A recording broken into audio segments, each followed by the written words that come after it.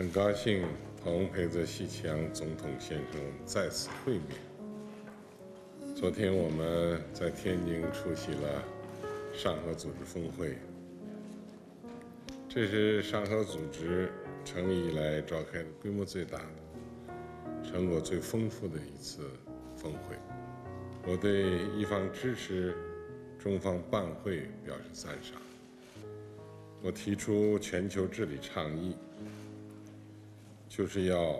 推动改革完善全球治理体系，解决好治理赤字问题。中方愿同包括伊朗在内的国际社会一道，推动构建更加公正合理的全球治理体系，携手推动构建人类命运共同体。جمهوری اسلامی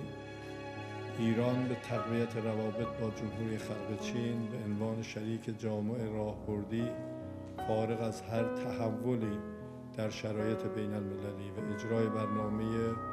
جامع همکاری 25 ساله بین دو کشور توجه و اهتمام جدی داره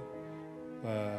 در روند جدید همچنین مایلم حمایت جمهوری اسلامی را از ابتکار جناب عالی در زمینه حکمرانی جهانی را اعلام کنم.